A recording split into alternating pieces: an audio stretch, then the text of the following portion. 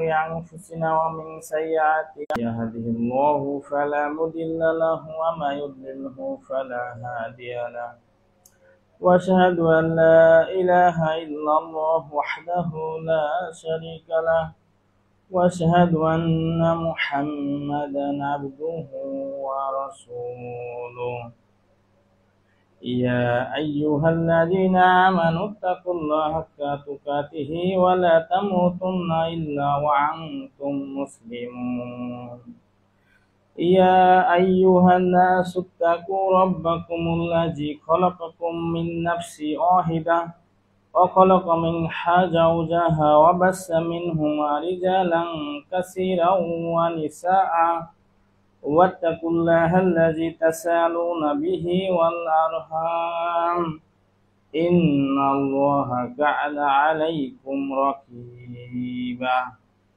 يا أيها الذين آمنوا اتقوا الله وقولوا قولا سديدا يصلح لكم أعمالكم ويغفر لكم ذنوبكم ومن يطيع الله ورسوله فقد فاز فوزا عظيما أما بعد فإن خير الحديث كتاب الله وخير الهدي هدي محمد صلى الله عليه وسلم وشر الأمور محدثاتها وكل محدثة بدعة وكل بدعة ضلالة وكل ضلالة في النار فأعوذ بالله من الشيطان الرجيم بسم الله الرحمن الرحيم وإن تطيع أكثر من في الأرض يضلوك عن سبيل الله وعلى النبي صلى الله عليه وسلم من عمل عملا ليس عليه أمرنا فهو رد সর্বাগ্যে প্রশংসা জানাই সেই রব্বুল আলামিনের, যিনি আমাদেরকে সুস্থ শরীরে জুমা জামাতে একত্রিত হওয়ার তৌফিক দান করছেন। তাই সকলে বলি আলহামদুলিল্লাহ। দরুদ ও সালাম বর্ষিত হোক মানবতার দিশারি নবী সাল্লাল্লাহু আলাইহি ওয়াসাল্লামের উপর। সকলে বলি সাল্লাল্লাহু আলাইহি ওয়াসাল্লাম। আজ আমাদের জুমা জামাতের আলোচ্য বিষয়বস্তু সংখ্যাধিক্যতা হকের মানদণ্ড নয়। যে বিষয়টি আমভাবে ছড়িয়ে আছে মানুষের মাঝে, যে সংখ্যাই যেন সব কিছু। একটা বক্তার লক্ষ লক্ষ লোক হয়েছে, তার মানে বক্তা যেন সফল, এমন মনে হচ্ছে। একটা দলে লক্ষ লক্ষ লোক হয়েছে, মানুষ মনে করছে যে হ্যাঁ, দলটি মনে হয় সফল। আসলে এটাই কি সফলতার মুখ্য বিষয়, নাকি কোনটা সফলতার মুখ্য বিষয়? এই বিষয় সম্পর্কে আমরা আজ কোরআন এবং সহিহ সুন্নাহ দ্বারা আপনাদের সামনে কিছু উপস্থাপন করব ইনশাআল্লাহ। ওমা তৌফিকি ইল্লা বিল্লাহ। সর্বপ্রথম আল্লাহ সুবহানাহু ওয়া তাআলা কুরআনুল কারীমের 6 নম্বর সূরা আনামের 116 নম্বর আয়াতে আল্লাহ সুবহানাহু ওয়া তাআলা বলতেছেন, ওয়া ইন তুতি আকসারা মান ফিল আরদ ইউদিল্লুকা আন সাবিলিল্লাহ। আল্লাহ রাসূলকে আল্লাহ রাব্বুল আলামিন ইঙ্গিত দিয়েছেন এই আয়াতে, হে নবী, তুমি যদি পৃথিবীর অধিকাংশ মানুষের আনুগত্য করো, তবে তারা তোমাকে আল্লাহর পথ থেকে বিপথে নিয়ে যাবে। মূলত অধিকাংশর পথ, পন্থা, মত যদি মানুষ মেনে নেয়, তাহলে মানুষ সিরাতে মুস্তাকিম হারিয়ে ফেলবে। এটাই হচ্ছে আয়াতের অসুর ব্যাখ্যা, এবং এটা আল্লাহ সুবহানাহু ওয়া তাআলা তার রাসূলকে এই বিষয়ে ইঙ্গিত করেছেন। তারা শুধু অনুমান এবং অনুসরণ করে, মানে অনুমান ভিত্তিক একটা কথা বলে, অনুমান ভিত্তিক একটা চলতেছে, এটাই মূলত করে। এবং তারা শুধু মিথ্যা কল্পনা করে, মানে যে কল্পনাটি হয়, কল্পনাটি শেষমেশ নস্যাৎ হয়ে যায়, কিন্তু ওই কল্পনা করতে থাকে, নতুন নতুন কল্পনা করতে থাকে। মূলত আয়াতের ব্যাখ্যা হচ্ছে এই, যে সংখ্যাধিক্যতা কখনো আসলে হকের মানদণ্ড হতে পারে না। যেরকম সমাজে একটা কথা ছড়িয়ে আছে, বহুল প্রচলিত ভাবে ছড়িয়ে আছে, যে 10 যেখানে খোদা সেখানে, নাউযুবিল্লাহি মিন যালিক। ভাষাটি এত নিন্দিত ভাষা যে মুসলিমের মুখে এ কথা একদমই শোভনীয় নয়। এ কথা বলা যাবে না যে 10 যেখানে আল্লাহ সেখানে, এ কথা আসলে বলার কেউই এখতিয়ার রাখে না। মূলত হক হচ্ছে এমন একটি জিনিস যেটা আল্লাহ সুবহানাহু ওয়া তাআলা কুরআনুল কারীমের 17 নম্বর সূরা সূরা ইসরার 81 নম্বর আয়াতে বলেছেন, অকুল জাআল হাক্কু ওয়া জাহাকাল বাতিল ইন্নাল বাতিলা কানা জাহুকা। সত্য এসে গেছে, মিথ্যা বিলুপ্ত হবে। আসলে মিথ্যা বিলুপ্ত হওয়ারই, সত্য যখন আসে তখন মিথ্যা বিলুপ্ত হয়ে যাবে, এটা হচ্ছে মুখ্য কথা। তো এই বিষয়টি যখন আপনি যখন কোরআন এবং সুন্নাহকে বুঝে ফেলেছি, হক যখন বুঝে ফেলেছি, তখন এই হক আর ছাড়া যাবে না, কারণ আপনি হকটা পেয়ে গেছেন। আর হক যখন আপনি পেয়ে গেছেন, হক যখন আপনি বুঝে ফেলেছেন, তখন এই হককে আপনি ছাড়লে তাহলে আপনি কি হকের বিপরীত জিনিসে অবস্থান করলেন। হকের বিপরীত জিনিস কি? বাতিল। আর বাতিল নিশ্চয় তা ধ্বংস, ফলাফল জাহান্নাম ছাড়া আর কিছু নয়। সেই জন্য হক বুঝতে হলেও আপনার কোরআন হাদিসের আদলেই বুঝতে হবে। রব্বুল আলামিন কালাম তো কিতাবুল্লাহ বলেছেন, ফাসআলু আহলুল যিক ইন কুনতুম লা তা'লামুন বিল বায়িনাতি ওয়া জুবুর। বক্তা হচ্ছে সে যে কথা বলবে দালিলিক, কথায় তার দলিল থাকতে হবে। আর শ্রোতা হচ্ছে ওই ক্বালু সামিনা ওয়া আতানা, শুনবে এবং মেনে নেবে। যদি দলিলাদাল্লি পেশ করা হয়, কোনো খোড়া দলিলাদাল্লি নয়, কোরআন এবং সহিহ সুন্নাহর দ্বারা। আর এই বুঝটাও বুঝতে হবে মূলত রাসূলুল্লাহ সাল্লাল্লাহু আলাইহি ওয়াসাল্লামের পরবর্তী সাহাবীদের সলফে সালেহিনের বুঝ অনুপাতে বুঝতে হবে। আপনার মন মতো বুঝ, আপনার মন মতো ব্যাখ্যা করলেই হবে না। কোরআন এবং হাদিস তো মাজলুম হয়ে আছে এই মানুষের কারণে, এই আলেমদের কারণে, এই হুজুরদের কারণে। কোরআন হাদিস নিজের মতো ব্যাখ্যা করতেছে। যে এরকম অনেক কোরআন মাইদে অনেক আয়াত আছে এরকম ব্যাখ্যা করে। অনেক আলেম এ কথা বলছে যে আল্লাহ রাব্বুল আলামিন কি মানুষের মতো নাকি? এই যে এই এখন ভুল হইলো, এই আবার একটু পরে বললো যে আমার ভুল হয়েছে, আমি এটা সংশোধন করে নিলাম। নাউজুবিল্লাহ। আল্লাহর শানে এই সমস্ত কথা বলাও তো একটা বেয়াদবি। ন্যূনতম কিছু জ্ঞান থাকলেও তো অন্তত মানুষ এমন কথা বলে না। আল্লাহ সুবহানাহু ওয়া তাআলা যেরকম কোরআন মাইদে কিছু মানসুখ আয়াত আছে, তো এরকম অনেকেই বলে যে আল্লাহ রাব্বুল আলামিন মানুষের মতো নাকি, ভুল করে যে তিনি কোরআন মাইদে মানসুখের মতো আয়াত দিল। কিন্তু উনি আবার বলতেছে যে কোরআন মাইদে ৬২৩৬টি আয়াত আছে, ১১৪টি সূরা আছে। তো এখানে দেখেন, এখানে বিষয়টা হচ্ছে যেরকম এখন বর্তমান যে উম্মাহ দুনিয়ার উপরে, পৃথিবীর উপরে আছে, মুহাম্মদ সাল্লাল্লাহু আলাইহি ওয়াসাল্লামের উম্মাহ আল্লাহ সুবহানাহু ওয়া তাআলার বান্দা। তো আমাদের যদি কোরআন থেকে দলিল নেই, তাহলে আমাদের সর্বমোট কতগুলো আয়াত লাগে? আল্লাহ রাব্বুল আলামিন কোরআন মাজিদে কওমের ঘটনা দিয়েছে, এক এক কওমের ঘটনা তুলে দিয়েছে, এক এক নবীর ঘটনা তুলে দিয়েছে। এটা বোঝানোর জন্য যে আমি এই সময় এরকম করেছি, আমি আদ সামুদকে এই করেছি, আমি লূত আলাইহিস সালামের সময় এই করেছি, আমি ফেরাউনের সময় এই করেছি। এই ঘটনাগুলো মূলত মুখ্য মানুষকে বোঝানোর জন্য কিয়ামত পর্যন্ত এটা বহাল রেখেছেন কোরআন মাজিদে। রব্বুল আলামিন এটা কোড করে দিয়েছেন যে এটা যেন মানুষ সতর্কতা হয়, সতর্কতা অবলম্বন করে। এটা হচ্ছে মুখ্য বিষয়। তাহলে যে সতর্কতা করা হয়েছে ওইগুলো তো আমাদের নাই। বিধান হিসাবে কোরআন মাজিদে যে আয়াতগুলো এসেছে, বিধান হিসাবে যেগুলো এসেছে, মূলত এগুলো হচ্ছে বিধান। এটা কতগুলো হতে পারে? যেরকম মদ খাওয়া তো একসময় জায়েজ ছিল, সাহাবীরা পর্যন্ত মদ খাচ্ছিল। মদ যখন হালাল হয়, ওই যে ইন্নামাল খামরি ওয়াল মাইসির এই আয়াত যখন নাজির হয়ে যায়, এর আগে আরো দুইটা আয়াত আছে। কোরআন মায়ের আপনারা তাফসির করলে এই বিষয়টি বুঝতে পারবেন, এই বিষয়গুলো। তো এর আগে মদ যখন খাচ্ছিল, তখন একজন ঘোষক এসে ঘোষণা করেছিল যে মদ আল্লাহ রসুল বলতে বলেছে যে মদ আজকে থেকে হারাম। তখন যে সাহাবীর গালের ভিতরে ছিল ওটাও তিনি বমন করে দিয়েছেন, ওটা বের করে দিয়েছেন, এবং পাত্রে ছিল ঢেলে দিয়েছেন। ওই দিন এরকম ঘটনা আছে যে মক্কার অলিগলিতে মনে হচ্ছিল যে বৃষ্টির মতো স্রোত বসছে, এটা শুধু মদের। এই সময়, তার আগে তো আরো দুইটা আছে, এখন কোরআন মাজিদে আছে। এখন ওই দুইটা আয়াত পড়লে কি নেকি হবে না? ওই দুইটা আয়াত পড়লে নেকি হবে, কিন্তু ওই দুইটা আয়াত বিধান হিসাবে নাই। বিধান হিসাবে শেষ আয়াতটা এসে ইন্নামাল খামরি, খমর চূড়ান্ত পর্যায়ে হারাম হয়ে গেছে, কিন্তু আগে চূড়ান্ত পর্যায়ে হারাম হয়নি। তো আল্লাহ রাব্বুল আলামিন এক এক সময় কোরআন মাজিদ আল্লাহ রাব্বুল আলামিন একবারেই নাজিল করতে পারতেন, তবু আল্লাহ রসুল মানুষকে বোঝাতে পারতেন, আলহামদুলিল্লাহ।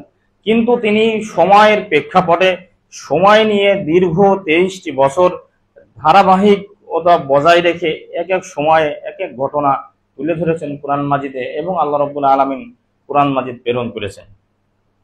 এটা মানুষ যেন বুঝতে পারে, ঘটনাগুলো জানতে পারে, মানুষ যেন সংশোধিত হতে পারে, এইগুলোর মুখ্য বিষয়। তো মানুষ এই ধরনের ভুল অনেক আয়াত নিয়ে করে থাকে, অনেক হাদিস নিয়ে এরকম অপব্যাখ্যা করে থাকে। সেই জন্য সংখ্যা দিয়ে আপনি কখনো হকের মানদণ্ড জানতে পারবেন না। হকের মানদণ্ড বুঝতে হলে কোরআন এবং সুন্নাহ দিয়ে বুঝতে হবে। আর এটাই মূলত হচ্ছে বুঝ, এটাই হচ্ছে মূলত বুঝ। আর এই বিষয়ে আমরা বলবো যে কোরআন মাজিদে যে আয়াতটি বলেছি আমরা, সেটা হচ্ছে সূরা আনামের 116 নম্বর আয়াত। আল্লাহ সুবহানাহু ওয়া তাআলা তার রাসূলকে এই বিষয়টি জানিয়ে দিয়েছেন যে তুমি যদি পৃথিবীর অধিকাংশ মানুষের আনুগত্য করো, তবে তারা তোমাকে আল্লাহর পথ থেকে, মানে সত্য পথ থেকে বিচ্যুত করে দেবে, যদি তুমি বেশিরভাগ লোকের অনুসরণ করে নাও। তো এখানে বেশিরভাগ লোক আমাদের কোনো একটা দলের মানদণ্ড হতে পারে না, কোনো একটা মুখ্য বিষয়ের মানদণ্ড হতে পারে না। এটা দেখতে হবে যে কোরআন সুন্নাহ আছে কিনা, কোরআন সুন্নাহর আদলে সর্ব অবস্থায় চলতেছে কিনা। যদি একটা দল করতে যে আপনি কোরআন সুন্নাহ মান্য না করতে পারেন, তো ওই দল করে আপনি তো পরকাল হারিয়ে ফেলবেন, আপনি পরকাল হারিয়ে ফেলবেন যদি এরকম কোনো কিছু করতে চান। তো ওটা কখনোই করা যাবে না। এটাই মূলত আমাদের আজকের বার্তা। সংখ্যা যত হয় হোক, এতে কোনো অসুবিধা নেই। মর্মে কোরআন মাজিদে আরেকটি আয়াত এসেছে, সূরা মায়েদার 100 নম্বর আয়াত, কুল লা ইয়াস্তাইল খুবুসি ওয়াত তাইয়িবু ওয়ালাউ আযাবাকা কাসরাতুল খবিস। বলুন, অপবিত্র এবং পবিত্র সমান নয়। অপবিত্র এবং পবিত্র নিশ্চয় এই দুইটি সমান নয়, নিশ্চয় তা আলাদা আলাদা, পৃথক পৃথক। তাই আল্লাহ রাব্বুল আলামিন বলেছেন যে বলুন আপনি পবিত্র এবং অপবিত্র সমান নয়। যদিও অপবিত্রের প্রাচুর্য তোমাকে বিস্মিত করবে। অপবিত্র অবস্থায় হারাম পন্থায় মানুষ অনেক কিছু, একটা দলে বা যে কোনো একটা জায়গায়, যে কোনো একটা টিমে, যে কোনো অর্থে অনেক কিছু হতে পারে, কিন্তু এটা আসলে মূলত মানদণ্ড নয়।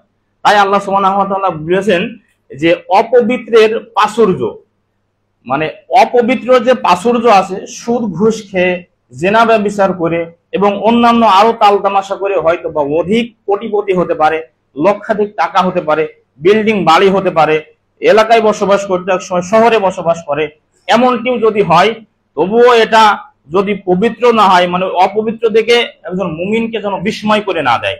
আল্লাহ সুবহানাহু ওয়া তাআলা এই বার্তাই দিয়েছেন। সুতরাং হে বুদ্ধিমানগণ, আল্লাহকে ভয় করো যাতে তোমরা সফল হতে পারো।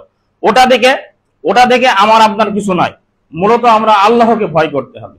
ওয়াত্তাকুল্লাহ, আল্লাহকে ভয় করতে হবে সর্ব অবস্থাতে, সব জায়গায়।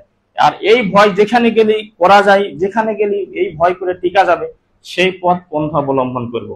হারামের অট্টালিকা দেখে, হারামের বিলাসিতা দেখে আপনি লালায়িত হবেন না, আপনি লালায়িত হবেন না, কারণ ওটা হারাম।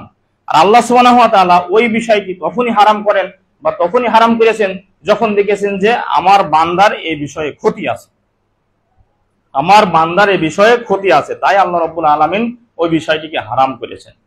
নাই এরকম অসংখ্য জিনিস আছে, অসংখ্য ব্যাখ্যা আছে। যেরকম গরু আপনি জবেহ করছেন, রক্ত প্রবাহিত হচ্ছে, বিসমিল্লাহ আল্লাহু আকবার বলে জবাই করছেন, তাই ওটা হালাল হয়ে যাচ্ছে।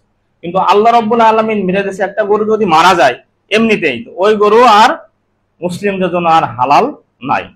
অথচ বস্তু ঠিকই ছিল, কিন্তু মারা গেছে, ওটা হচ্ছে হারামে পরিণত হয়ে গিয়েছে। এই কারণে আল্লাহ সুবহানাহু ওয়া তাআলা ওটা এই কারণে হারামের বিধিবিধান দিয়েছে, যে ওই রক্ত ওই যে ভিতরে আটকিয়ে রয়েছে, ওখানে অনেক জার্ম তৈরি হতে পারে ক্ষতিকারক, যেটা মানব দেহে গেলেই ক্ষতি আছে। যার কারণে মানব দেহকে আল্লাহ রাব্বুল আলামিন এই মানুষকে ভালোবাসেন। যে হাদিসটি তো বলা হয়েছে, একটি হাদিসের সাথে আল্লাহ রাসূল বলছেন যে আল্লাহ সুবহানাহু ওয়া তাআলা যদি মানুষকে, মানে এই দুনিয়ার মূল্য আল্লাহ সুবহানাহু ওয়া তাআলার কাছে কিছুই নয়, একদমই তীক্ষ্ণ। আল্লাহ রাসূল একটি হাদিসে বলছে যে এই দুনিয়ার মান যদি একটা মাছের ডানার সমপরিমাণ হয়তো, তাহলে কোনো কাফেরকে এক ঢোক পানি পান করতে দিতেন না আল্লাহ সুবহানাহু ওয়া তাআলা। এক ঢোক, যেখানে হারামে অসংখ্য বিলাসিতা দেখতে পাচ্ছেন, অসংখ্য লোক দেখতে পাচ্ছেন, যদিও হকের উপরে নয়, তবু মানুষ আনন্দিত হচ্ছে, উল্লাস করছে, যে এটাই মনে হয়। সালাত নেই, সিয়াম নেই, হজ নেই, যাকাত নেই, ধর্মের বহু বিধিবিধান নেই, তবু মনে করছে যে মনে হয় ওরে সর্বনাশ, এটা করতে পারলে আমরা একদম ফায়সাল্লাহ হয়ে যাবে আমাদের। কিন্তু না, ব্যক্তিতে অবশ্যই আগে পরিবর্তন ঘটাতে হবে। আর বুদ্ধিমান গণই এই কাজ করবে। সেজন্য আল্লাহ রাব্বুল আলামিন পরবর্তীতে বলেছেন, ওয়ালাউ আযাবাকা কাসরাতুল খবিস, যে আল্লাহকে ভয় করো যাতে তোমরা সফল হতে পারো। মূলত এটাই, সেই জন্য আল্লাহ সুবহানাহু ওয়া তাআলাকে সর্বাবস্থাতে ভয় করতে হবে, ভয় করার চেষ্টা করতে হবে। আর এটাই সবচেয়ে উত্তম পথ এবং পন্থা। আল্লাহ সুবহানাহু ওয়া তাআলা কুরআনুল কারীমের 12 নম্বর সূরা ইউসুফের 103 নম্বর আয়াতে বলছেন, ওয়ামা আকসারুন নাসি ওয়ালাউ হারাস্তা বিমুমিনিন, তুমি যখনই আগ্রহ দেখাও না কেন অধিকাংশ মানুষ ইমানদার হবে না। আল্লাহ সুবহানাহু ওয়া তাআলা আল্লাহ রাসূলকে বলেছেন এই কথা, যে তুমি যতই আগ্রহ দেখাও মানুষকে, আমি তো চাচ্ছি যে মানুষকে চাই এই যে আমার জুমা জামাতে যত মানুষ হয় সবাই ইমানদার হয়ে যায়, সবাই মুমিন হয়ে যায়, কিন্তু সবাই কি হবে? কত মানুষকে বারবার বলা হয়েছে যে সুদকে ছেড়ে দাও, দাড়িকে বড় করো, টাকনুর উপরে প্যান্টটা পরো, 5 ওয়াক্ত সালাত পড়ো, কিন্তু মানুষ তো শুনতেছে না। কিন্তু আমাদের আশা আকাঙ্ক্ষা, আমাদের তামান্না যে একটা মানুষ পরিশুদ্ধ হয়ে যায়, একটা মানুষ পরিশুদ্ধ হয়ে যায়। কারণ এই দুনিয়ার উপরে বসবাস করছি, যারা হালাল খাচ্ছে তারাও দুনিয়াতে বসবাস করছে, যারা হারাম খাচ্ছে তারাও দুনিয়াতে বসবাস করছে। হারামে হয়তো বা একটু সাময়িক মজা পাচ্ছে, কিন্তু শেষমেশ যদি এটা নিজরাস এরকম আছে, বা এরকম চিন্তা টেন্ডেন্সি করা হয়, এরকম ফিকির করা হয়, ওটা যদি বিষয়টিকে তলিয়ে দেখা হয়, আসলে প্রকৃত পক্ষে ও শান্তিতে থাকে না, শান্তিতে নেই দিন শেষেও। যেরকম অনেক অবৈধ চাকরি করা এরকম হয় যে মাস যায় না, টাকা শেষ, হাওলাত বরাজ করা লাগছে, এরকম ব্যক্তি অ্যাভেলেবেল শোনা যায়, জানা যায়। প্রত্যেক মাসে তার ইনকাম আছে, কিন্তু ঋণের বোঝা আবার 10 লক্ষ টাকা এরকম আছে। অথচ ওইটাই আবার যদি একটা পরিশুদ্ধ ব্যক্তি আল্লাহ সুবহানাহু ওয়া তাআলার উপরে ভরসা করে খায়, যেরকম আল্লাহ রাব্বুল আলামিন কুরআন মাইদে এরকম অসংখ্য আয়াত দিয়েছে। আল্লাহ রাব্বুল আলামিন কুরআনুল কারীমের একটি জায়গায় বলেছে যে তাওয়াক্কাল আলাল্লাহি কাফা বিল্লাহি ওয়াকিলা, কেউ যদি আমার উপরে ভরসা করে তাহলে তার প্রত্যেকটা কাজের কর্মবিধায়ক হিসাবে আমি আল্লাহ সুবহানাহু ওয়া তাআলা তার জন্য যথেষ্ট। সুবহানাল্লাহ। তো এই স্বয়ং ইন্নাল্লাহা আলা কুল্লি শাইইন কাদির, এই সারা পৃথিবী, এই দুনিয়া, সারা জাহান যে রব্বুল আলামিন চালায়, সেই রব্বুল আলামিন বলেছেন তাওয়াক্কাল আলাল্লাহি কাফা বিল্লাহি ওয়াকিলা। আল্লাহ সুবহানাহু ওয়া তাআলার উপরে কেউ যদি ভরসা করে, সেই প্রত্যেকটা কর্মের, ব্যক্তির প্রত্যেকটা কর্মের জন্য আল্লাহ সুবহানাহু ওয়া তাআলা ওই কর্ম সম্পাদন করে দেবেন। আল্লাহ রাব্বুল আলামিন বলেছেন আমি যথেষ্ট। তো আমরা আল্লাহ সুবহানাহু ওয়া তাআলা কি এভাবে বুঝতে পারছি? আল্লাহ সুবহানাহু ওয়া তাআলা কি আমরা কি এভাবে ফিল করতে পারছি যে আমি আসলে এটার উপরে আমি হালালে থেকে আল্লাহ সুবহানাহু ওয়া তাআলার উপরে হাওলা করি, আল্লাহ রাব্বুল আলামিন নিশ্চয় আমাকে পথ দেখাবেন। আল্লাহ রাব্বুল আলামিন কুরআন মাজিদের আরেকটি জায়গায় বলেছেন, ওয়া মাই ইয়াত্তাকিল্লাহ ইয়াজআল্লাহু মাখরাজা।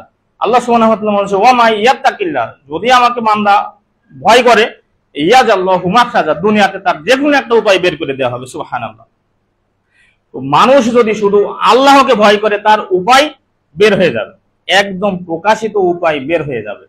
আর এই পৃথিবীর বুকে আপনি বসবাস করে যদি কোরআনকেও এইভাবে বিশ্বাস করে না নিতে পারেন, এই দুনিয়ায় আপনি আর কোনো জিনিস একচিত্তভাবে বিশ্বাস করে নিতে পারবেন না। এটাই হচ্ছে চূড়ান্ত সত্য কথা। কারণ এই কোরআন মাজিদ আল্লাহ সুবহানাহু ওয়া তাআলা নাজিল করেছেন, কিয়ামত পর্যন্ত আল্লাহ সুবহানাহু ওয়া তাআলা এটা সংরক্ষণের কথা বলেছেন। কালাম তো কিতাব বললে, যে কিতাব নাজিল করেছে আমি এবং সংরক্ষণ হেফাজত করব আমি আল্লাহ সুবহানাহু ওয়া তাআলা। এই এমন একটি গ্রন্থ যে একচিত্তভাবে মেনে নেওয়া যায়, কোনো দ্বিধা সংশয় ছাড়াই মেনে নেওয়া যায়, যে এখানে কোনো ধোঁকা ফাঁকি নাই, এখানে কোনো জাল জুয়োছুরি নাই। সব ভাষা রব্বুল আলামিনের সত্য, সব কথা রব্বুল আলামিনের সত্য। তাই এই বার্তা দেব যে আমরা আসলে সংখ্যাধিক্যতা যেন আমাদের আকৃষ্ট না করে, সংখ্যাধিক্যতা যেন আমাদেরকে হারামে না নিয়ে যায়, কোনো হারামের বিলাসিতা দেখে যেন আমাদের ভিতরে লালায়িত না হয়ে আমরা, তাহলে আমাদের অ্যাক্সিডেন্ট হয়ে যাবে। তাই তো আল্লাহ সুবহানাহু ওয়া তাআলা তার রাসূলকে এই বার্তা দিয়েছেন সূরা ইউসুফ কুরআনের 12 নম্বর সূরার 103 নম্বর আয়াতে, তুমি যতই আগ্রহ দেখাও না কেন অধিকাংশ মানুষ ঈমানদার হবে না। মানুষের চেষ্টা, স্বয়ং নবী সাল্লাল্লাহু আলাইহি ওয়াসাল্লামের চেষ্টা এরকম যে আপনারা প্রসিদ্ধ একটি ঘটনা, কুরআনুল কারীমের 80 নম্বর সূরা সূরা আবাসার এই ঘটনাটি অনেকে জানা আছে, তবু আমরা আরেকবার ধরিয়ে দিচ্ছি, কারণ বারবার কুরআন আবৃত্তি করা এটা হচ্ছে তাসকিয়া, নফসের হচ্ছে হয়, পরিবর্তন হয়। মানুষ হচ্ছে মানুষের মুজাকারা করলে মানুষের ঈমান বৃদ্ধিকরণ ঘটে, তাই এগুলো বারবার বলতে হয় এবং পড়তে হয়। কারণ কোরআন মাজিদ তো সেই 14.5 বছর ধরে আছে, কিন্তু মানুষ যতই পড়ে ততই আনন্দিত। আলহামদুলিল্লাহ, সালাতে সবসময় মানুষ ফাতিহা পড়ে, কিন্তু মানুষ আনন্দিত আছে, ক্লোশিত হয় না। আলহামদুলিল্লাহ, এটা আল্লাহ সুবহানাহু ওয়া তাআলার একটা বারাকা। তো মূলত আল্লাহ সুবহানাহু ওয়া তাআলা এই বিষয়টি যেটা কোরআন মাজিদে বলেছেন, আল্লাহ রাসূল চাইছিল যে যখন ঈমান আনয়ন করে বেশিরভাগ গরিব মানুষ ঈমান আনয়ন করছিল, হাফসি গোলাম, কিছু গরিব লোক। আল্লাহ সুবহানাহু ওয়া তাআলা আর রাসূল মুহাম্মদ রাসূলুল্লাহ সাল্লাল্লাহু আলাইহি ওয়াসাল্লাম, ওনার টেন্ডেন্সি ছিল যে সমাজের যদি সম্ভ্রান্ত লোক যদি ইসলাম ধর্ম গ্রহণ করে তাহলে নিশ্চয় আমার দাওয়াতি কাজ, তাহলে ইসলাম প্রচার নিশ্চয় এটা খুব ভালো হবে। তো তিনি এই ধরনের প্রস্তাব যখন দুস্থ গরিব নিয়ে যখন আলোচনা সভা করছিলেন, তখন আল্লাহ রসুলের সামনে ওই প্রস্তাব রাখে যারা সমাজের বৃত্ত শ্রেণী, যে ওদের সঙ্গে কি আমরা মিশবো, আমাদের আপসেট করে আলাদাভাবে তুমি আমাদের সঙ্গে কনভার্ট করতে পারো, আমাদের সঙ্গে কথা বলতে পারো, আমাদের কাছে দাওয়াতি কাজ করতে পারো, তাহলে এই বিষয়টি একটু ভেবে দেখা যায়। তো আল্লাহ রসুল তাৎক্ষণিক চিন্তাধারা করলেন যে তাহলে আমি একটু দেখি ইনাদেরকে। ওই সময় আল্লাহ রসুল ওই সমাজের সম্ভ্রান্ত লোকজন নিয়ে যখন মিটিং করে, যখন সভা করে, তখন একজন অন্ধ সাহাবী ওই মাজলিসের ভিতরে হুমসি খেলে পড়ে যায়। তখন আল্লাহ রসুল তাকে ভূকুঞ্চিত করেন, এই পরিবেশ দেখো না, তুমি যেখানে সেখানে হুট করে চলে এসছো না দেখে। তখন আল্লাহ সুবহানাহু ওয়া তাআলা আল্লাহ রসুলকে ধমক দেয়। কোরআন মাজিদের সূরা আবাসা 80 নম্বর সূরার প্রথম দিকে দেখবেন আছে 1 থেকে 20 নম্বর পর্যন্ত আয়াত, পড়ে দেখলেই দেখবেন যে হুবহু এই ঘটনা আপনারা ওখানে পেয়ে যাবেন। এটা ওই তাফসির বাদে সরল অনুবাদও পড়েন তো কম বেশ ওই বিষয়টি ফিল করতে পারবেন যে হ্যাঁ ঘটনা এরকম। তো আল্লাহ রসুলের চিন্তা টেন্ডেন্সি ছিল ওই রকম, কিন্তু আল্লাহ সুবহানাহু ওয়া তাআলা ধমক দিয়েছেন যে তুমি যাদেরকে চাইবে তারা আসলে হেদায়েত নাও হতে পারে, যে আদ্রিয়ে এসেছে তুমি তাকে প্রাধান্য দাও। মূলত এই সূরা ইউসুফের 103 নম্বর আয়াতে এই জায়গায় আল্লাহ সুবহানাহু ওয়া তাআলা ওই বিষয়টি বলেছেন, দেখেন উল্লেখ করেছেন যে তুমি যতই আগ্রহ দেখাও, আসলে আল্লাহ রসুল যতই আগ্রহ দেখুক, কাউকে খুবই মহাব্বত করি, কিন্তু সে দিন মানে না, তাহলে তার আগ্রহ করা যাচ্ছে না। মানে যতই আগ্রহ থাক, অধিকাংশ মানুষ ইমানদার হবে না, এ কথাই ঠিক। এই সূরা ইউসুফের খানিক 103-এর বাইরে যে 106 নম্বর আয়াতে আল্লাহ রাব্বুল আলামিন বলছেন, ওয়ামা ইউমিনু আকসারাহুম বিল্লাহি ইল্লা ওয়া হুম মুশরিকুন। ঈমান আনার পর বেশিরভাগ লোক মুশরিক, ঈমান আনয়ন করার পর বেশিরভাগ লোক মুশরিক। তো যে জিনিস করা হয় সাধারণত আমরা জানি ওই জিনিস করতে করতে মানুষের অভিজ্ঞতা বাড়ে, কিন্তু এখানে আল্লাহ সুবহানাহু ওয়া তাআলা বলছেন যে ঈমান আনয়ন করার পর বেশিরভাগ লোক মুশরিক হয়ে গেছে, মুশরিকে রূপান্তরিত হয়েছে। যদিও এই কথা আমরা গত জুমাতে একটু টাচ দিয়েছি, তাই আমরা ওইদিকে না যাই। মূলত এই ধরনের, তাই বারবার আপনাদের সামনে এই বার্তাই দেব, যেহেতু এটা আহলে হাদিস মসজিদ, সংখ্যাধিক্যতা কখনো হকের মানদণ্ড হতে পারে না। তাই আপনি ওই বিষয়ের উপরে লালায়িত না হয়ে কোরআন এবং সুন্নাহকে একত্রিতভাবে আঁকড়ে ধরবেন। অবশ্যই এটাই হচ্ছে সিরাতে মুস্তাকিম। কোরআন সুন্নাহকেই আপনাকে আঁকড়ে ধরে জীবন সামনে বাড়াতে হবে, এর বাইরে আপনি কোনো কিছু করতে পারি না। এ বিষয়ে একটি হাদিস এসেছে, আব্দুল্লাহ ইবনে মাসউদ রাদিয়াল্লাহু আনহু বলেন, আল জামা, সঠিক দল হলো সেই যে হকের সঙ্গে থাকে, যদিও তুমি একা হও। যদিও ব্যক্তি একা হও, যদিও সে দলে লোক কম, সে এরকম ভাবে থাকবে হকের উপরে যে সে হক, সে সত্য, এবং সে ওই জায়গাতেই কুটি গাড়বে, ওই জায়গাতেই থেকে যাবে। কিন্তু বাতিলের লোক যতই হোক না কেন ওখানে সে যাবে না, কারণ সংখ্যাধিক্যতা হকের মানদণ্ড নাই, যে কথা বারবার আমরা রিপ্লে করতেছি। এ বিষয়ে সলফে সালেহিনের যদি একটি বুঝ বলা হয়, তাহলে আমরা বলতে পারি ইমাম আল আউজাই রাহিমাহুল্লাহ তিনি বলেন, তুমি সলফে সালেহিনের পথ অনুসরণ করো, যদিও মানুষ তোমাকে পরিত্যাগ করে। আপনি আপনার চিন্তা টেন্ডেন্সি, আপনার চিন্তা চেতনা, আপনার কর্ম হিসাবে কোরআন এবং সুন্নাহকেই অগ্রে রাখতে হবে, কোরআন এবং সুন্নাহকেই আঁকড়ে ধরে থাকতে হবে, যদিও মানুষ অপছন্দ করে, যদিও মানুষ অনেক কথা বলতে পারে। এটাই মূলত ইমাম আউজাই রাহিমাহুল্লাহ বিষয়টি বুঝতে চেয়েছেন, যে তুমি সলফে সালেহিনের পথ, সলফে সালেহিন মানে গত হয়ে গেছে যারা, রাদিয়াল্লাহু আনহুম ওয়া রাদওয়ান, আল্লাহ সুবহানাহু ওয়া তাআলা স্বয়ং সাহাবীদের উপরে সন্তুষ্ট পোষণ করেছেন।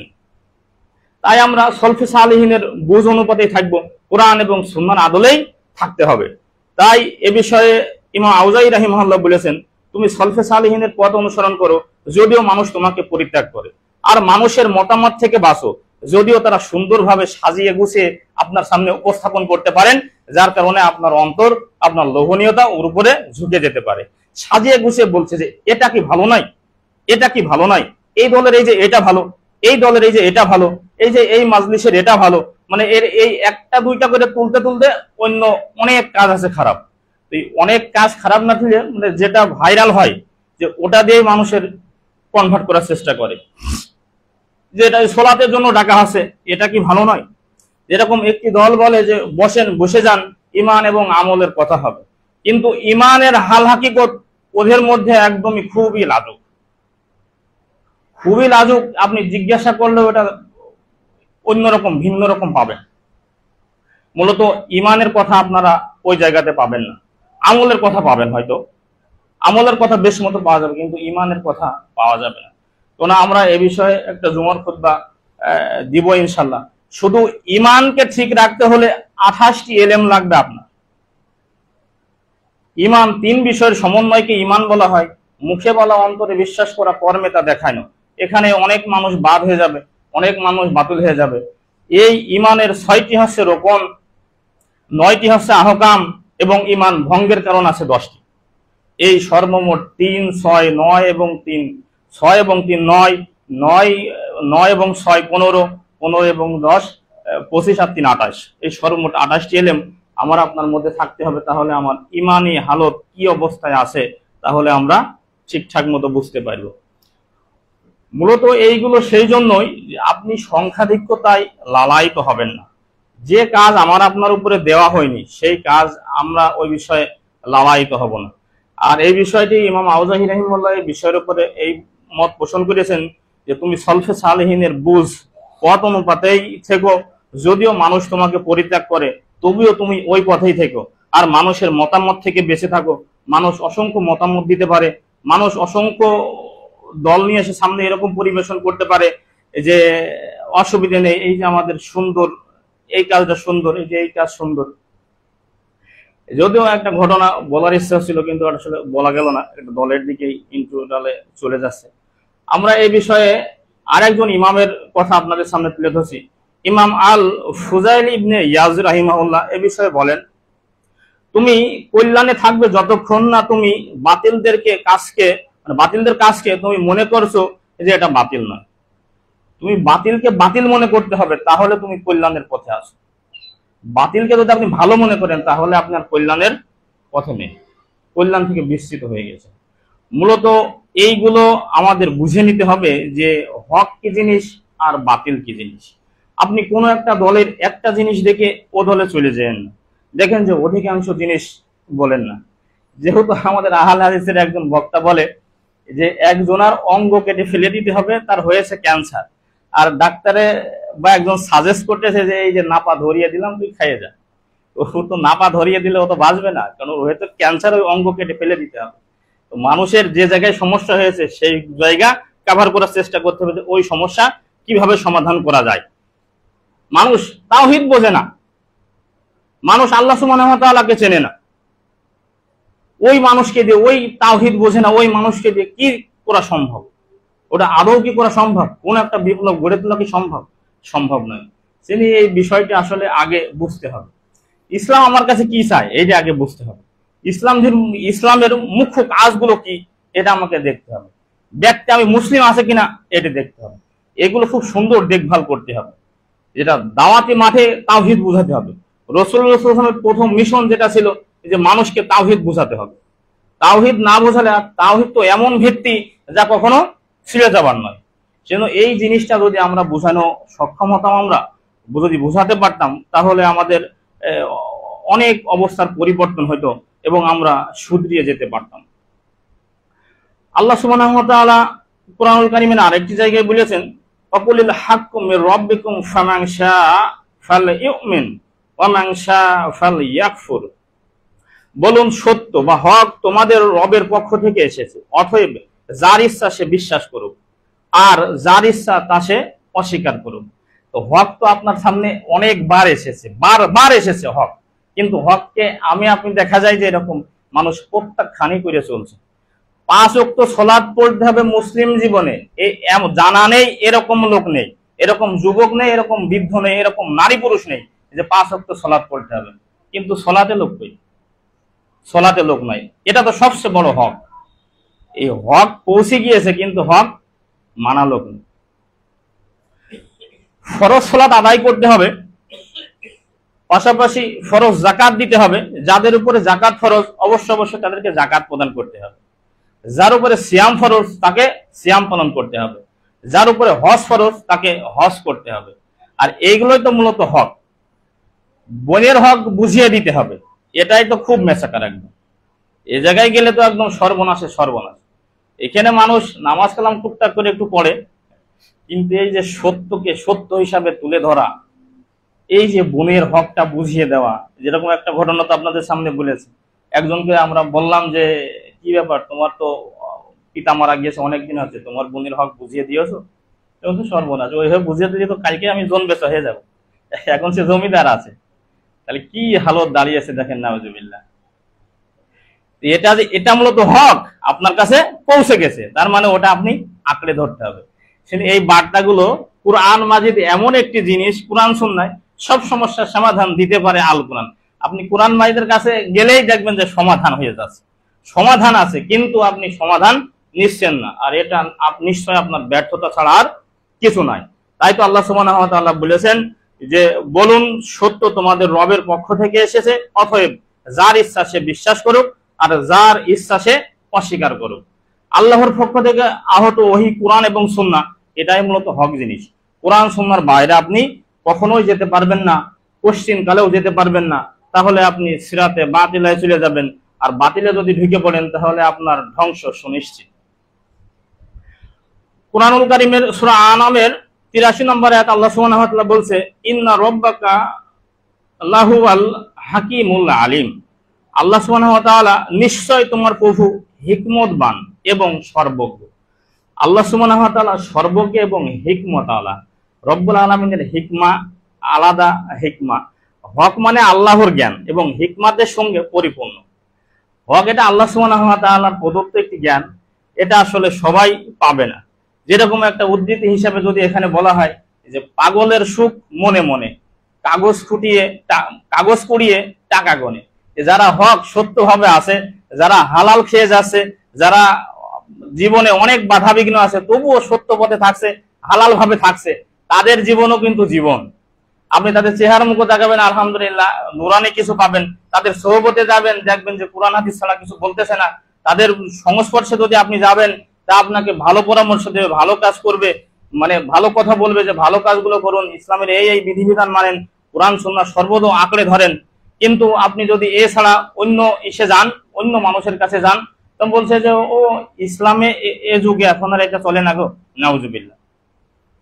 বলে যে ইসলামের ও এটা অত শক্ত করা হয়নি গো, তো অত শক্ত করা হয়নি, তো এরকম ভাবে এই যে সুদ খাওয়া যাবে না, এটা চূড়ান্ত পর্যায়ের হারাম। এটা আপনি কোন বক্তা নিয়ে আসতে পারবেন যে এটাকে নরম ভাবে দাওয়াতে কাজ করবে? কেউ এই দাওয়াত কিভাবে নরম ভাবে করা যায়? সুদ চূড়ান্ত পর্যায়ের হারাম, ব্যাংকের চাকরি চূড়ান্ত পর্যায়ের হারাম, তারপরে আপনার সুদি কিস্তের চাকরি চূড়ান্ত পর্যায়ে, এগুলো সব সুদের আওতাধীন, এগুলো তো করা যাবে না। এইগুলো আপনি কিভাবে নরম দাওয়াত দেবেন? নরম দাওয়াত মানে ওখান থেকে ছেড়ে চলে আসে। তো এটা শক্তভাবে কণ্ঠকে উঁচু করলে শক্ত, কণ্ঠকে নরম বললে নরম, এছাড়া আলাদা কোনো দাওয়াতি কাজ নেই। সেই জন্যই হক চিরদিন হক, আর এই হক এটাই মূলত সত্য, আল্লাহ সুবহানাহু ওয়া তাআলার পক্ষ থেকে এসেছে। আপনি অবশ্যই আল্লাহ সুবহানাহু ওয়া তাআলার অনুগ্রহ তালাশ করবেন, এর বাইরে আসলে হবে না, কোশ্চিন কালেও তা হবে না। এটাই আপনাকে মনে রাখতে হবে বা মনে নিতে হবে।